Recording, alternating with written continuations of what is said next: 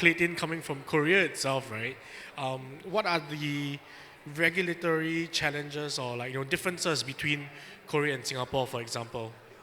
So yeah, thank you. So we have many projects. I mean, based in Korea. Actually, Korean-based the projects on Klaytn, and so we have many collaborations. But the challenges in terms of regulation in South Korea is still the regulations are very vague and it's very initial stage. So that's the issue because in South Korea, if there is no regulation, that means it's so difficult to operate a business because basically it's not allowed.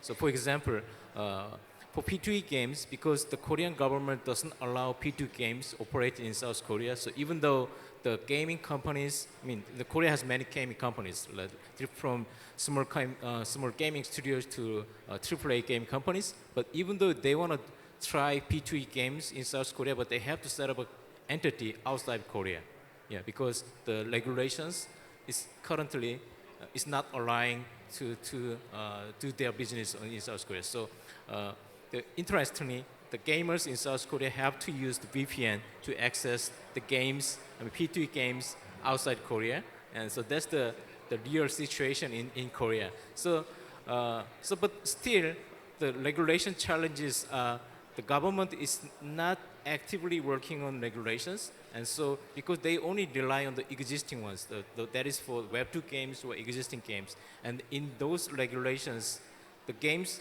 basically cannot give out prices to gamers. And then those prices, if those prices can be regarded as money or the monetizable assets, that means the games cannot do that. Yeah. So, so the basic that regulation is basically applied to P2E games. So that means the NFTs or tokens are just not allowed. Yeah. That's the situation, and we want to solve this problem by setting up proper regulations by the benchmarking the Singapore's or other countries' regulations. Yeah, that's the current situation. Yeah. Should I add on? Maybe I want to share a little bit about it's not really about countries or whatever, but because of the regulation, the projects actually go a different direction. So, for example, last year, actually 2022, we have a discussion with StarHubs, one of the biggest telco company in Singapore. They want to do like a metaverse experience that targeted the kids, because we try to sell, GameFi, Web3, digital ownership. So then we sell Sandbox platform.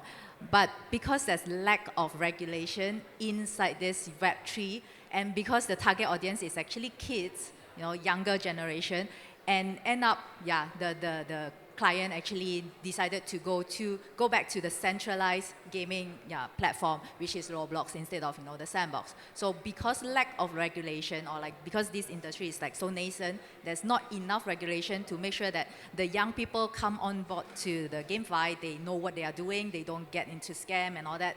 So so all these things is not in place yet, which is why we want to push for open metaverse, but a lot of clients still prefer to go back to the closed metaverse because of that.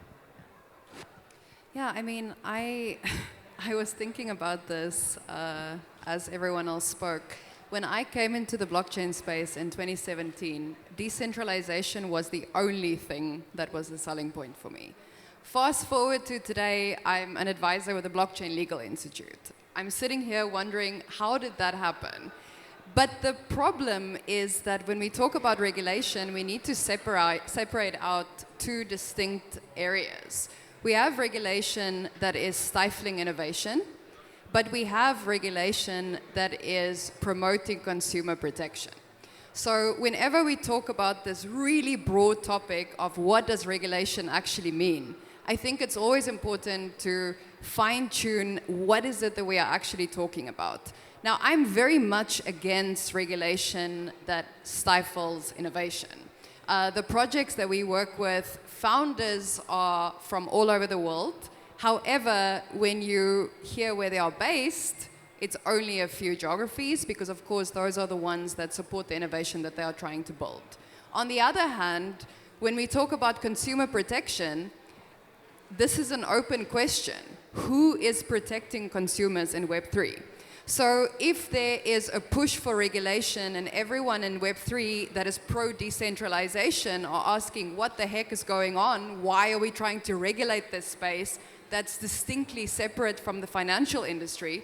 Well, the reason is because a lot of people are getting really, really hurt, and that is why regulation is important. So from my perspective, I've seen both sides. I've seen the benefits of regulation. I've seen the massive cost of regulation.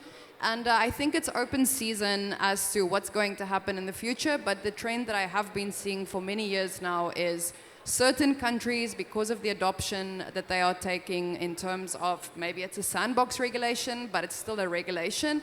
There's clear regulatory guidelines. That makes for a very different environment in which to build, as opposed to a country where founders are like, am I allowed? Am I not allowed? May I do this? May I not do that?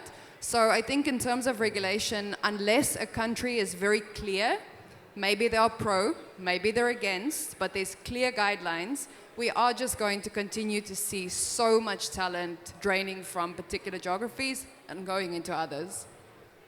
And I think, Belinda, I know you want to talk about this, right? Because, Sandbox, you guys cover multiple geographies as well. Like, you got Singapore, Malaysia, Thailand as well. Yeah. Like, do share your opinions about this. I think the most obvious one was last year. The SAN token was listed by SEC as one of the security token that we don't really agree on. But I think that's the challenge also sometimes in different geography. But I think if we have to break it down regulation, I think we need to be very clear what kind of regulation is GameFi subjected to. GameFi, end of the day, is actually broken down into two key areas, right? The gaming and the finance portion. So I think the gaming, of course, we always have like links to gambling rules, for example. So a lot of the regulators actually restrict a lot of gambling-related like mechanics, for example, gacha boxes. So a lot of time in the gaming space, we can't design that, especially for certain geographies. So I think let's be very clear about that. And then in the finance perspective, right, like because there's no particular regulation on GameFi, but they actually break it down to say for finance, there's usually two components that they are very particular about. Number one, anti-money laundering. You don't want people to come in and use the token for like bad, suspicious activity. The second part of it is probably on the security portion. People don't want them to use that payments for like something that is not supposed to be payments, for example. So I think in terms of the sandbox perspective, a lot of time, it really depends on regulators. Certain regulators, they are a bit more open. I think especially in the geography of like Singapore, Hong Kong, Dubai, I think we're getting a lot of support of like, hey, this is something that is really cool. And we do see like in the metaverse as the number one step of people coming to the game, like coming into the Web3 space. Not everybody will buy tokens, but people will play games. They will be part of a metaverse, for example. So I think that is good for the regulated countries. But I think for us, I think we are also taking very active steps to combat, or rather to manage regulation. So one thing I think a lot of companies doesn't do in the GameFi space is KYC.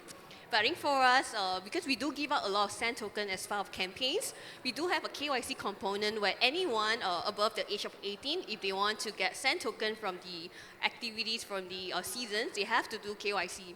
So I think this is something that I will so strongly encourage a lot of the GameFi companies to actively do it, because I think with the travel rule that is implemented worldwide of like transferring coins from one wallet to another, knowing the identity of the person, you have to do that sooner or later. So I think that's something that we're actively doing. In terms of regulation, I think we can talk about it very deeply, but I think I'll stop from here. But I think for us, we are very bullish in terms of the development in Southeast Asia and like in Dubai, MENA area, because I think that's the only way we can do when the regulators are a bit more open. And hopefully when we are at a certain scale, the regulator will be a bit more like, they would do their homework, hopefully, and then regulate it a bit more instead of like a large, broad stroke, but into something more like step by step. So I think that's something that we're looking forward to. Awesome. I think it's very evident that all of us has been here in the crypto space, in the Web3 space for quite some time already. Would it be possible if one of us, some of us, can share a little bit about how these regulations have changed over time from, like, for example, 2015 all the way until now? What are the things that have been, adopted and kind of like compromised as well? Would maybe some of you guys I can definitely share a war story or two. I had a communications agency in 2017, 2018. That was the ICO era, the initial coin offering. What that meant is any project raising funds could raise funds right on their website. Now, if that sounds unsafe, it was extremely unsafe. And it was interesting to the point where, as a business owner who should have been extremely happy about an endless flow of money coming to my company, it was, oh my God, every second person that I speak to is trying to scam their users. So it got to the point where I told myself, look, this is the crossroads. You choose now, are you gonna go the dark side? Yes, you'll make a lot of money, great. Or are you gonna stick to your principles and start saying no to almost every client that approaches you? Fast forward to today, I'm in a very related business. Of course, now we are in the business of launching tokens as opposed to just selling them, marketing them. It is very different today. First of all, because of the IDO, the evolution from ICO to IDO, it's not perfect yet, for sure, not by a long shot. But what has happened is there have been more guardrails that have been put in place. In 2017, there was almost no guardrails. So what I am seeing in the evolution of the regulatory space, but more from a peer-to-peer regulation, is that more and more people are becoming completely unwilling to put up with unethical behavior. Now, I would love to say that Web3 is a magical utopia where we leave the problems from the old world behind. No, we bring all the unethical behavior because we are humans and human nature does what it does. So I think there's a lot of positivity. For me, the balance is always, when is it too much top-down? So when is the regulation from the top stifling everything below it? As opposed to there's no regulation, but then there's nothing from the bottom up except those people who really want to just rug pull and dump and scam. So it's a fine balance, but I think there's a positive trajectory going forward. But would you guys agree that regulations only step in due to a reaction of what has happened?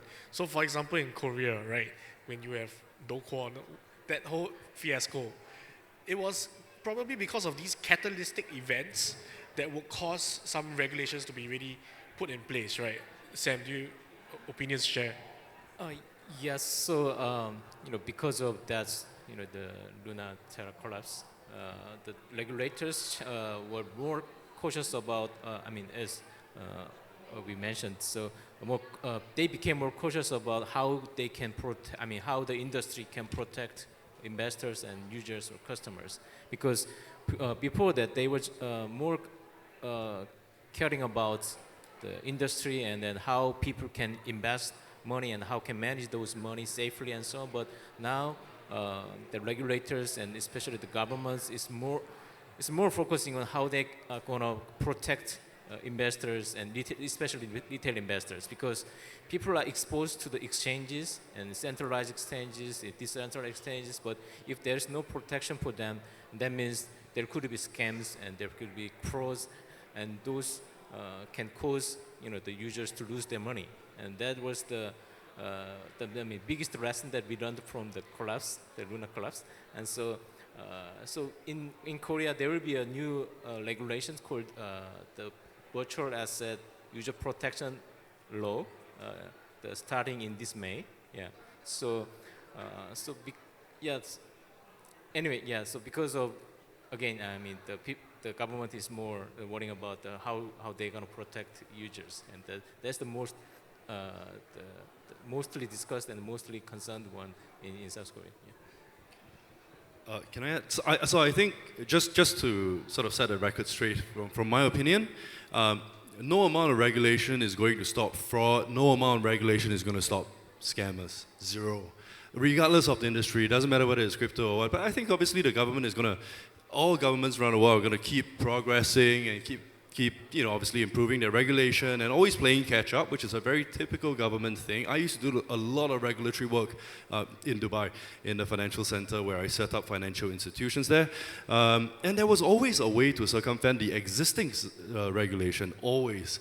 And if any of our clients intended to fraud anybody, it would have been so easy and so legal as well at that point in time. But what I think what I think will prevent more frauds and more scam is education, not regulation. Like we need to start teaching people to stop being so stupid. Doesn't make any sense, right? Like if the retail guys that our governments are trying to protect actually become a little bit smarter and not actually believe what this website says because it says it on the site and because they've got testimonials, then then we'll have less scams. We don't necessarily need more regulation because regulation does not prevent scams. Maybe let me share a little bit about one of our projects with Bhutan. So Bhutan is, guys know, like the most happy country in the world. So what they do is like instead of create more regulation to regulate like what to do with Web3, what to do with GameFi and all that, they actually encourage their citizens to explore. So first thing, they put their digital identity onto the blockchain. So same thing like what we have here, SingPass. All your SingPass information is actually on blockchain. So that's like first step, the government themselves is like showing you like how to use the blockchain technology. And then after that, we also work with them to bring their culture and to train their people about the digital economy. So they actually learn how to create the digital assets and then gamify it, create like a Bhutan verse in the Sandbox platform.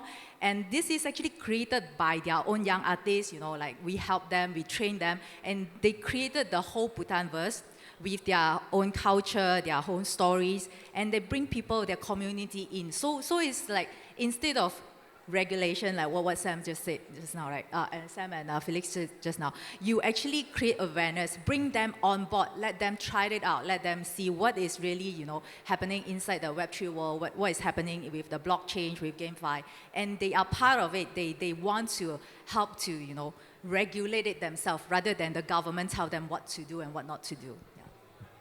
But I mean, to be really honest, right? I mean, from a marketing standpoint, when you're looking at education, you're either educating the consumer or you're educating other kind of like businesses, right? Like what you guys are mentioning for Bhutan, where the government is actively adopting real use cases of blockchain, right? Whereas from a marketing standpoint, right, it's kind of like easier to get eyeballs or interest when you're talking about topics about like gaming, right? Gaming, NFTs. You already have like specific groups of people to market to.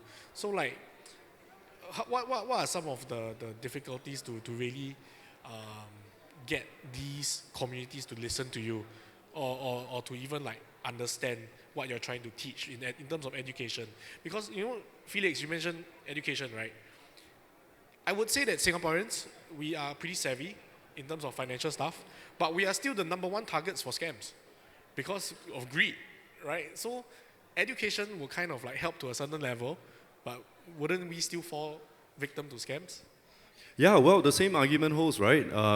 How much regulation do you need to prevent SMS scams, WhatsApp scams, NTUC free voucher scams? Like, zero amount of regulation is going to prevent that, right? But the education that I talk about, like the example about Bhutan, it's great. That's a government-led initiative that lets their citizens sort of dip their toes in the water, and then obviously they'll start making some mistakes along the way, but those are very harmless. It's like in a sandbox, right? Like pun intended, literally, right? It's a safe place for them to make mistakes.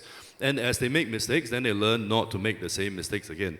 So I think the governments should do more of that. They should really encourage more of these projects to come up there and, I don't know, just testnet everything or something. I have no idea how to do it for the Singapore government. But, the fact is, Singaporeans, we are probably better at learning through doing, so all the work-based learning, right?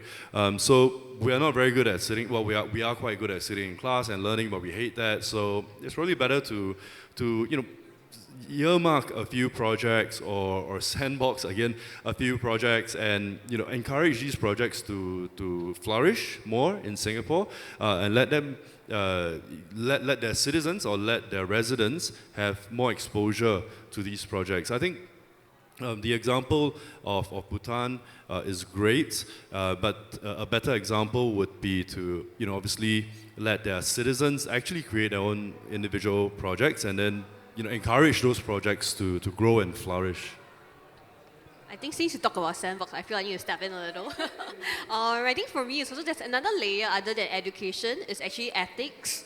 I feel like with any technology development, even with AI right now, it's actually for also industry leaders to step in and say that while we have regulation on top, we have education at the bottom from ground up, we still also should follow a particular standard like code of conduct. And I think this also help in terms of elevating a lot of these scammers, hopefully at least on the B2B side of things. So I think education is always very hit and miss, to be honest. It's only people who really want to be educated, they will be educated, and a lot of time it's always after a few mistakes. So I think while we are doing a lot of education, I think that's actually one of the biggest part of all Web3 companies. We're always educating the market, but I think it's also actively taking a step to be like, what is actually good for the industry? Can we as a collective, or as a decentralized collective, do something that we all agree on? Like perhaps everybody would be, okay, this is the standard. For example, a very, very simple thing like, security standards. Like, can we make sure that all our computer system is unhackable, or like at least there's 3 layers of like our security protection. So I think that's another thing that I think as all of us, I think it's always very interesting to see how we debate like what is the input and the amount of money that have been put to uphold this standard of code of conduct. If I can just add one thing, when it comes to education, there's education for people who are interested in what is happening in this space. That's a particular subset of people. Then, if you have been seeing across the news the concept of pig butchering, it's getting a lot of attention at the moment, where those people who are the victims of pig butchering, this is when someone, a scammer, essentially, befriends you under a false name. It's the kind of, you meet someone on Tinder or on Facebook and you chat to them, and before long you're a few million out. Now, we look at these kind of things and we go, well, how can any sane person get to the point where they've lost $2 million? But then, when you start understanding that those people participated in crypto not because they were interested in crypto, they were interested in the relationship, but the relationship was based on this false scam. So for me, I don't think we need to only educate people who are interested in this. We need to educate everybody. Because the only way that someone can believe, yes, if I give you X amount, I'll genuinely make 100X by tomorrow morning, you need basic education. You need to go, okay, you know what, if this is too good to be true, there's only one reason, and that's because it is too good to be true. So I think that we really need to start separating what is education, because not everyone is even interested in understanding what a blockchain is, but they should be interested only for the pure sake of protecting themselves, to understand if you're going to invest in a cryptocurrency, that's really not possible what they're promising you. Yep. And I think that will round up our session here. And I think really the key takeaway is, if it's too good to be true, it probably is, right? And it's evident not just for Web3, but even in like Tinder, dating apps, that sort of stuff where you fall scam, right? And scams are everywhere, so everyone just be on your toes, especially during this hot period in the whole Web3 space. It's really very hot. Just careful and don't get burned too hard. Yeah. So yeah, thanks everyone for joining me, and I think we're done. Thanks. Yeah.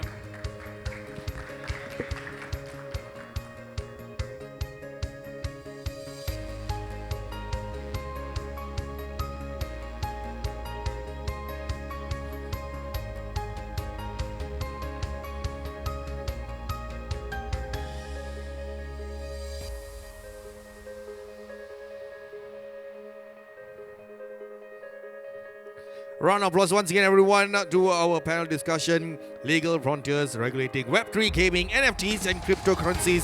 What regulatory challenge and opportunities emerge from the convergence of gaming, cryptocurrencies, and blockchain technology? Thank you to our moderators and our panelists. Thank you very much.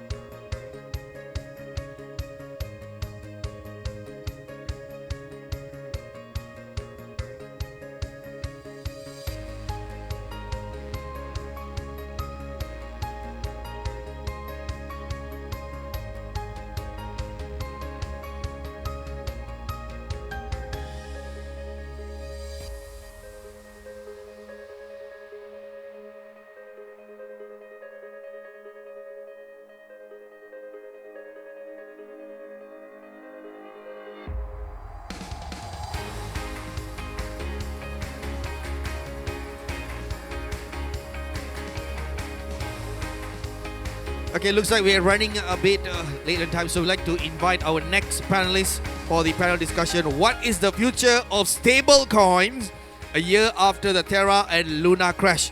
So let's welcome our moderator, Vaibhavv Ali, co-founder of CryptoniteUae, on stage. Along with our panelists, Ling Mu, TBCA Soft Inc. CEO and founder. Do One Long, Vietnam Blockchain Corporation founder and CEO. Michael Liu, Ryan Labs founder. Mackenzie Cheng, Alf Ventures and Investment Manager. And the final panelist, Eugene. Sorry, I'm saying it wrong. My bad. That is the later on last one. Sorry. My mistake, my bad. Our panelist is Christian Trumm, CT Advisor in Fintech and Web3 Advisory. Sorry, I've been running back and forth, I got confused. Okay, and then Gabriel Tham, Web3 startup sales lead. Ida Mock once again on stage, a legal officer of W3GG and president of Women in Blockchain Asia. Manal Rifki, Genius X managing director. And the last one, Saad Ahmed, Germany, head of Asia Pacific, on stage, please.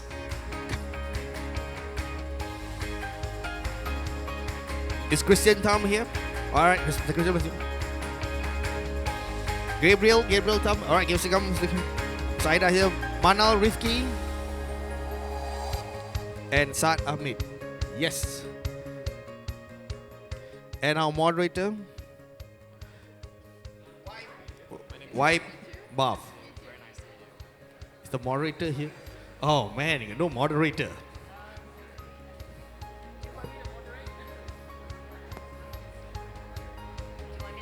I think so, if the person's not here.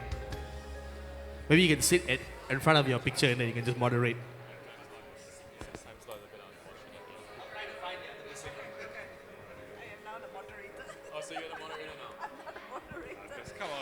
Hello. Test. Sorry? On his way. So what do you want me to do? Oh, okay. Right. Hello, everyone. This is Off the Cuff. And we're here, we're waiting for our moderator to turn up. While we're doing that, why don't we just do a quick round of introductions, starting with that dashing, good-looking gentleman up there. And please introduce yourself. Okay. Here's the moderator, actually. Ah, the moderator is here.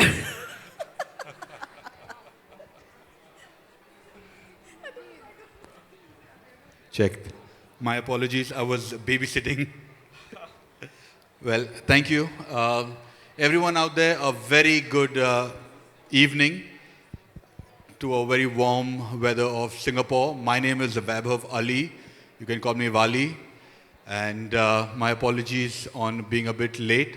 But for now, I would have you guys introduce yourselves. Just in time. Lovely. So before we begin, can we all give them a huge round of applause? Can we get some energy in the room? I know this is the end and we all want to go home or want to go party and all of that. But we'll start from you, Ahmed. Please introduce yourself so we all know and we all are in sync. Sure, yeah, happy to. So my name's Saad. I run the Gemini business in the Asia region. Gemini, as you know, we run a crypto exchange, so we're a spot exchange, derivative exchange. We also have an NFT marketplace called Nifty Gateway. I've been with Gemini a very short period of time, so I'm actually quite new to this industry. I spent, the last decade of my life sort of building out ride-hailing businesses and food delivery businesses. So I was founding team for Uber and Grab in the Asia-Pacific region. So I'm actually new to the space. So yeah, it's nice to be here. Thank you for having me, and hoping to learn a lot from the people on the panel here today and all of you. Oh, hi. My name is Ida, and I am the co-founder and CLO for Fluidity Money, which is basically a stablecoin asset-bearing swap token that sits in the middle incentives layer of the blockchain. I am also in the founding team for and also chief legal counsel for WeGG, which is Southeast Asia's biggest gaming guild, and we are now pushing in-game asset tokenization for gaming. So that's what we're going to talk about, how that bears with stable coins. And I also built and founded Spool, which is a full DAO. Now at the moment it's an automated market maker, a fully DAOed one. I've exited out from it. And oh yes, I'm also the president of the Women in Blockchain Asia. Yes, thank you. Well, hi everyone. Thank you for sticking until now. I know that the conference has been a little bit long, but thank you for being here. My name is Manar Rifki. I'm director at Genius X. We are an accelerator based in Switzerland. I'm also co-founder of Krumi Ventures. We are a women-founded VC based in Abu Dhabi. Yeah, very happy to be here and looking forward to the conversation with my fellow panelists. Hi everyone. Before I begin, I just want to say nice outfit. Really loving it. My name is Gabriel. I'm a part of Google Cloud. So on my day-to-day basis, I work with Web3 startups across the entire Web3 space. So I help startups scale their business from a Google perspective. On a personal front, I myself, I've actually gotten into the Web3 world in the past year or so. So I'm really looking forward to learn a lot more from my fellow other panelists. Thank you for having me on a Saturday evening. So great, yeah. My name is Christian. I'm a senior advisor to financial institutions and startups in the Fintech and Web3 space. I'm based out of Singapore, and I've been in Fintech for 10 years. Before that, I was a banker. In my banking degree, I majored in trade finance. So I know quite a bit about real-world assets, and currently I'm taking a deep dive into the new upcoming regulation on stablecoins, fiat-backed stablecoins in both Hong Kong and Singapore, and I'm part of the Blockchain Association Singapore subcommittee for CBDCs and stablecoins, and also of the regulatory committee of Web3 Harbor in Hong Kong. Superb. So guys, I'll tell you, the way I like to do these panels around the world is pretty similar to a conversation that we would have sitting down in my house, right? Anyone can come in anytime. If you want to break chairs, just don't do that. But the rest, let there be energy, let there be good conversations. Just come in any moment that you feel that you have a point. I'm not going to ask everybody the same question, okay? Because then it's just boring. We would just go with the flow, and if anybody has a point, please bring it on. Before we begin, I want to check from everyone out there,